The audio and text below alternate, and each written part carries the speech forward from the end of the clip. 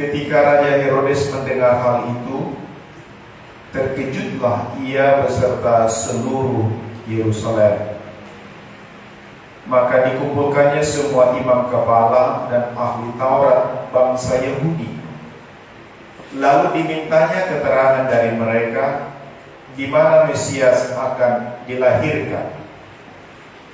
Mereka berkata kepadanya, di Betlehem di tanah Yudea, karena demikianlah ada tertulis dalam kitab Nabi. Dan engkau Betlehem tanah Yehuda, engkau sekali-kali bukanlah yang terkecil di antara mereka yang memerintah Yehuda, karena daripadamulah akan bangkit seorang pemimpin yang akan menggembalakan umatku Israel. Lalu dengan diam-diam Herodes memanggil orang-orang Majus itu, dan dengan teliti bertanya kepada mereka bila mana bintang itu nampak. Kemudian ia menyuruh mereka ke Betlehem, katanya, pergi dan selidikilah dengan saksama hal-hal mengenai anak itu, dan segera sesudah kamu menemukan dia, kabarkanlah kepadaku supaya aku pun datang menyembah dia. Setelah mendengar kata-kata raja itu, berangkatlah mereka. Dan lihatlah, bintang yang mereka lihat di timur itu mendahului mereka hingga tiba dan berhenti di atas tempat di mana anak itu berada. Ketika mereka melihat bintang itu, sangat bersukacitalah mereka. Maka masuklah mereka ke dalam rumah itu dan melihat anak itu bersama Maria ibunya, lalu sujud menyembah dia. Mereka pun membuka tempat harta bendanya dan mempersembahkan persembahan kepadanya, yaitu emas, kemenyan, dan mur. Demikianlah Injil Kristus. Terpujilah Kristus.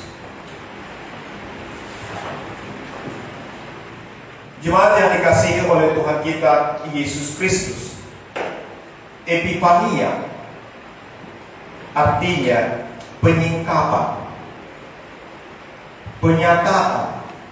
Dalam bahasa Batak disebut hapapata. Sesuatu yang tadinya tersembunyi, sesuatu yang tadinya tertutup, tidak ada yang tahu, lalu menjadi tersingkap atau menjadi nyata, terlihat dengan jelas. Itulah arti dari Epifania. Dan hari ini, tanggal 6 Januari, disebut Hari Epifania, hari penyingkapan, hari penyataan, hari di mana Allah menyingkapkan dirinya. Kepada siapakah Allah menyingkapkan dirinya? Kalau janji tentang datangnya Mesias itu hanya bagi orang Israel. Israel yang memiliki pengharapan itu, pengharapan tentang datangnya seorang Mesias. Dan yang mereka pahami tentang kedatangan Mesias adalah untuk membebaskan mereka dari penderitaan, dari penindasan. Seperti misalnya apa yang terjadi ketika di Mesir, atau ketika mereka mengalami pembuangan di Babel. Dan di zaman Tuhan Yesus, mereka dijajah atau dikuasai oleh bangsa Romawi, kerajaan Romawi, dikuasai juga oleh Herodes. Jadi mereka tidak pernah lagi setelah zaman pembuangan ke Babel, tidak pernah lagi mereka menjadi suatu kerajaan yang berdiri sendiri. Jadi mereka selalu merindukan kerajaan di masa Daud terutama. Apalagi memang pengharapan tentang Mesias itu dengan jelas disampaikan oleh Tuhan melalui nabi, seorang nabi, Nabi Nathan, kepada Raja Daud, bahwa keturunannya tidak akan terputus memerintah di atas tahta Daud. Sekalipun kerajaan itu pernah menjadi pecah dua, satu kerajaan di sebelah utara, satu lagi yang di selatan. Yang di utara sudah dipimpin oleh berbagai suku Israel. Tetapi yang di selatan itu terus-menerus dipimpin oleh seorang raja yang berasal dari keturunan Daud. Oleh karena kesetiaan Allah terhadap janjinya terhadap Daud. Dan inilah yang diharapkan, yang selalu dinanti-nantikan oleh orang Israel. Pengharapan Mesias. Dan ketika Yesus juga datang, mereka berpikir Yesus itu akan menjadi adalah Mesias seperti yang mereka inginkan. Yesus yang akan melepaskan mereka, membebaskan mereka dari penjajahan bangsa Romawi. Selain itu, mereka ingin atau mereka berpikir bahwa Mesias itu akan memimpin bersama seluruh bangsa Yahudi atau orang seluruh dunia ini. Itulah yang ada dalam pikiran mereka. Oleh karena di dalam kitab suci juga memang tertulis suatu nubuatan, misalnya dalam Yesaya pasal 2. Apa dikatakan? Bangsa-bangsa akan datang berduyun-duyun ke Bukit Sion, ke Gunung Sion, ke gunung rumah Tuhan, di mana rumah Tuhan ada di sana. Tujuannya untuk apa? Belajar Taurat Tuhan, belajar firman Tuhan. Itu tertulis di sana. Jadi yang mereka pahami adalah orang-orang Israel itu atau orang-orang Yahudi memahaminya dalam arti hanya untuk kepentingan mereka. Akan tetapi pemahaman mereka ternyata tidak seperti itu yang dimaksudkan oleh Allah. Tidak seperti itu yang dimaksudkan oleh kitab suci. Oleh karena sampai sekarang, setelah sekian ribu tahun, sampai sekarang bangsa-bangsa belum berduyun-duyun datang ke Yerusalem. Dan memang tidak akan pernah digenapi dalam arti fisik. Sebab bukan itu yang dimaksudkan oleh Allah. Kalau begitu apa? Ada sesuatu yang lain yang jauh lebih besar dari situ, yang sejak zaman dulu tersembunyi, tidak ada yang tahu. Yaitu apa? Yaitu bahwa Mesias yang dijanjikan itu adalah Mesias untuk seluruh bangsa yang ada di dunia ini. Untuk seluruh umat manusia yang ada di dunia ini. Dan kalau kita membaca tadi dalam epistol kita, dalam Efesus pasal 3, secara khusus ayat 6 dikatakan bahwa orang-orang bukan Yahudi karena berita Injil turut menjadi ahli-ahli waris dan anggota-anggota tubuh dan peserta dalam janji yang diberikan dalam Kristus Yesus. Orang-orang bukan Yahudi, orang-orang yang ada di luar bangsa Yahudi, bangsa-bangsa lain termasuk bangsa kita, itu juga direncanakan Allah untuk menjadi ahli-ahli waris dari janji yang diberikan dalam Kristus Yesus. Dan saudara yang dikasihi Tuhan, hal itu dimulai dengan penyingkapan diri Allah kepada orang-orang Majus. Kepada orang-orang Majus yang datang dari jauh oleh karena melihat sebuah bintang yang unik, yang spesial, yang membuat mereka berkesimpulan seorang raja telah lahir. Mereka datang dari jauh, berhari-hari, berminggu, bahkan mungkin berbulan. Oleh karena begitu jauh, dan mereka tentu mencari-cari, yang kemudian mereka tiba di istana Herodes karena berpikir tentulah raja yang baru lahir itu raja Yahudi, sujud menyembahnya, kemudian memberikan persembahan kepada Allah.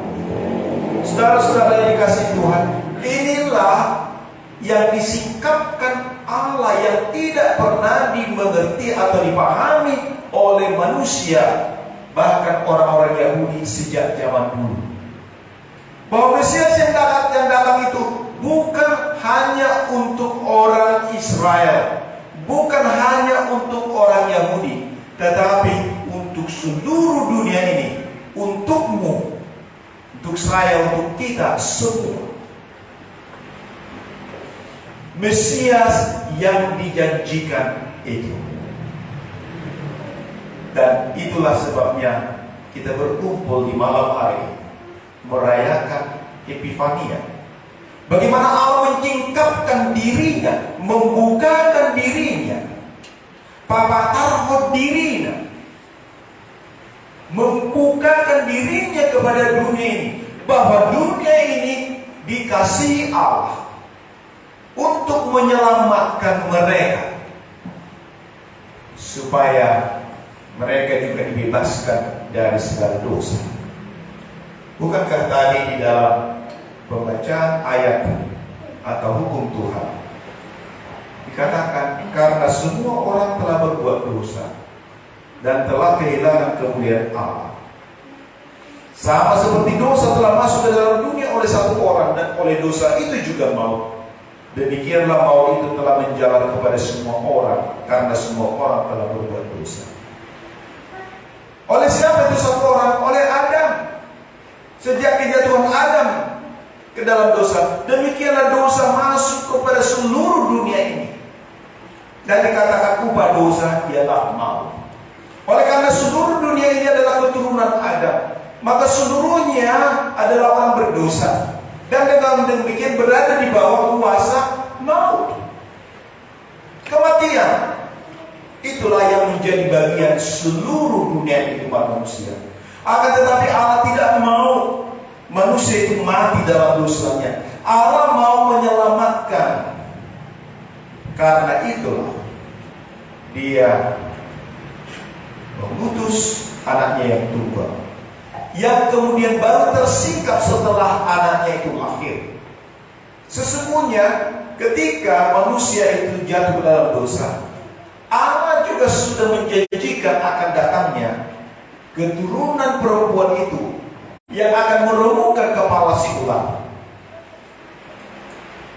Tuhan berkata kepada si ular, ketika Tuhan mengutuk ular itu, dengan perutmu engkau berjalan, debutan adalah makananmu. Namun keturunan perempuan itu akan meremukkan kepalamu, dan engkau sendiri akan meremukkan tumit dari keturunan perempuan. Itulah sesuatu yang tersembunyi sejak zaman dulu, lalu itu disingkapkan oleh Allah, yaitu bahwa yang masuk keturunan perempuan itu ialah Yesus Kristus,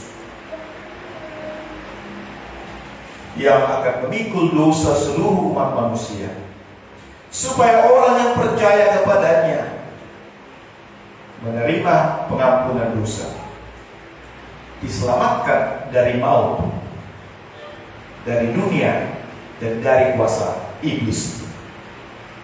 Itulah kedatangan Kristus. Itulah yang disingkapkan oleh Allah pada kita, pada dunia. Oleh karena saudara-saudara, kita harus selalu mengingat. Itu sebabnya ada perayaan hari Epifania. Dan inilah tanggal terakhir perayaan Natal. Besok sudah tidak seharusnya lagi ada yang merayakan Natal, meskipun bisa jadi masih ada.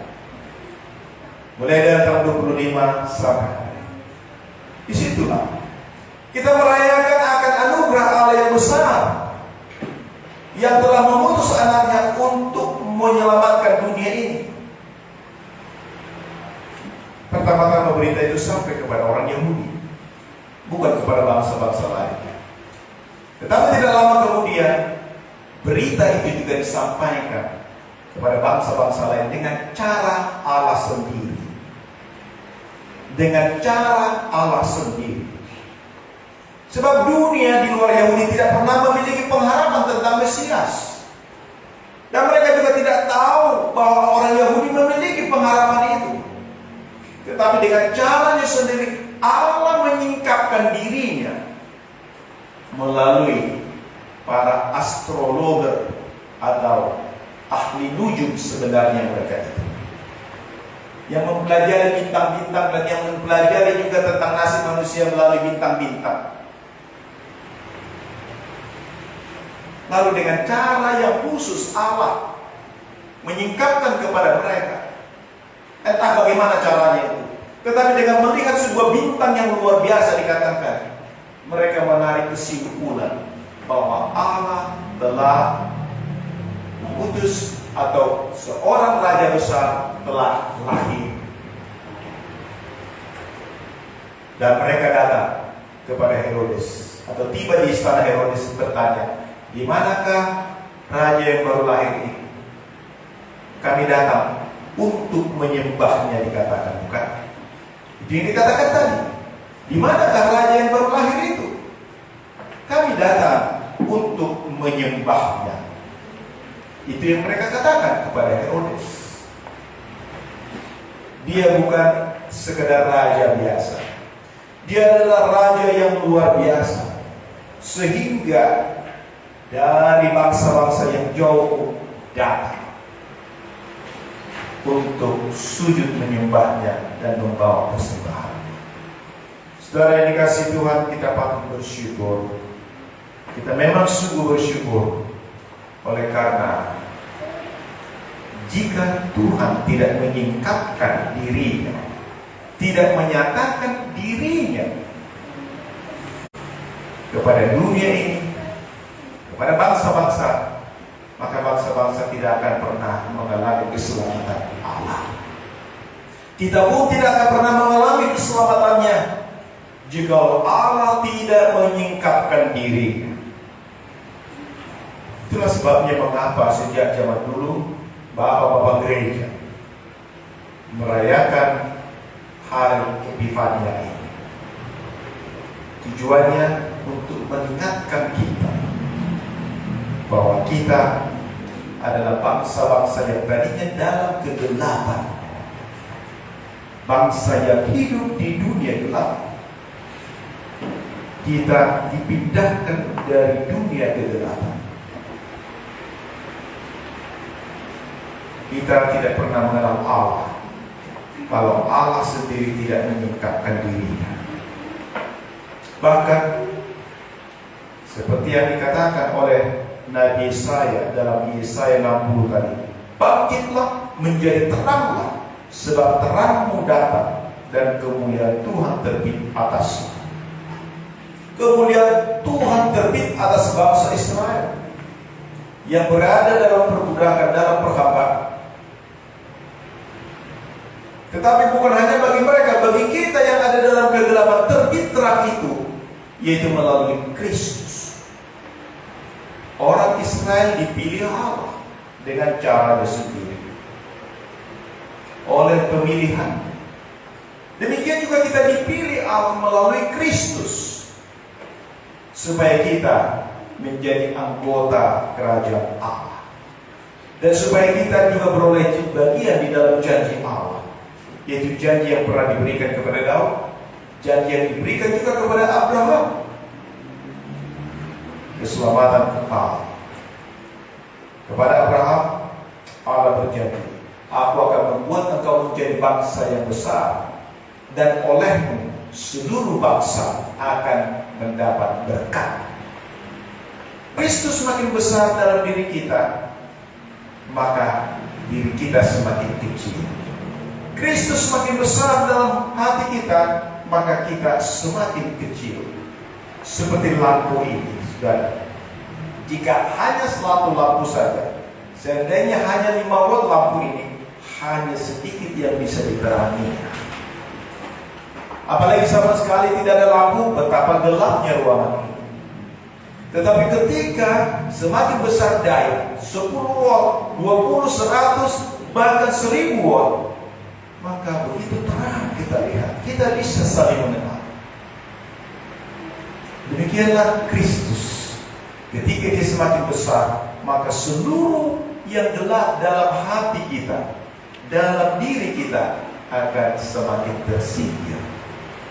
Itulah artinya Kristus makin besar, makin bertambah di dalamku, dan aku makin berkurang. Bukan kita yang makin besar di dalam Kristus, tetapi Kristus makin besar. Jadi jangan pernah berusaha untuk makin besar seperti Kristus. Tidak. Kristus yang harus makin besar dalam diri kita. Dengan demikian kita semakin kecil. Tapi dalam arti makin kecil, segala yang gelap itu, semua lorong-lorong pintu atau lorong-lorong gelap yang ada dalam diri kita, dalam hati kita, diterangi Allah, ditembusi Allah. Sakit hati, amarah, kebencian, iri hati, percocokan, pertikaian, kemalasan, tidak mau tahu, tidak peduli, itu semua diterangi, diusir oleh Kristus. Jika Kristus tambah besar, kita makin berkurang. Selamat merayakan hari Ramadan. Dalam nama Bapa dan Anak dan Roh Kudus. Amin. Marilah kita bangkit berdiri.